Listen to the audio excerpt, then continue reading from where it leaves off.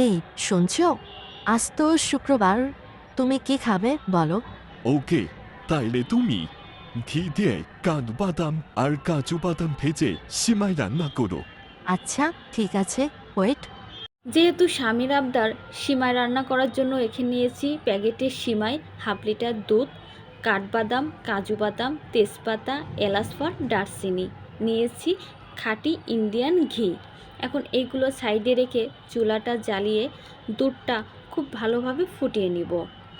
আর দুধটা একটু ফুটে গেলে এর মধ্যে দিব তেজপাতা, এলাচ ফল, দারচিনি দিয়ে খুব ভালোভাবে আমি একটু ঘন করে নেব।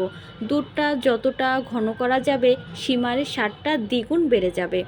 দুধটা একটু ঘন হয়ে গেলে এ পর্যায়ে আমি স্বাদ মতন চিনি দিয়ে দিব। আপনারা চিনিটা আপনাদের নিজের স্বাদ অনুযায়ী দিবেন। আর সাথে দিব একটু লবণ। মিষ্টি জাতীয় জিনিস রান্না করলে যদি একটু লবণ দেওয়া হয় তাহলে তার স্বাদটা দ্বিগুণ বেড়ে যায়। এখন ওটা সাইড করে আমি ঘিটা গরম করে কাঠবাদাম আর কাজু বাদাম একটু হালকা ব্রাউন কালার করে ভেজে নেব। বেশি ভাজা যাবে না, বেশি পুড়ে গেলে সিমাইয়ের স্বাদটা একদমই নষ্ট হয়ে যাবে, খেতে একটু ভালো লাগবে না। আর প্যাকেটের এই সেমাইটা আগে থেকেই ভাজা ছিল, ওই জন্য আর আমি ভাজিনি। আপনারা যদি চান তাহলে একটু হালকা ঘিতেও ভেজে নিতে পারেন, সেক্ষেত্রেও খারাপ হবে না। আমার যেটা মনে হলো সেটাই করছি। এখন এই যে গরম করা যে দুধটা আমি সাইডে আগে থেকেই ঘন করে রেখে দিয়েছিলাম, সেটা এখন আমি এই সীমার উপরে দিয়ে দিলাম। দিয়ে একটু খুব ভালোভাবে দুধটা সীমার মধ্যে যেন মিশে যায় একটা চামচের সাহায্যে সেটাই করলাম।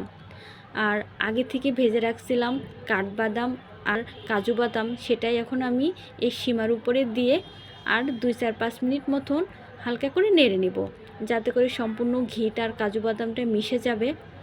আর এই ছিল আজকে আমার সেমাই রান্না করা, স্বামীর স্পেশাল আবদার। আর আমার সেমাই রান্নাটা কেমন হলো অবশ্যই কিন্তু কমেন্ট করে কমেন্ট বক্সে জানাবেন। আর অবশ্যই একবার হলে বাসায় এইভাবে ট্রাই করে দেখবেন সেমাই, দেখবেন অনেক মজা লাগবে। এই পর্যায়ে সবাই ভালো থাকবেন, সুস্থ থাকবেন। আল্লাহ হাফেজ।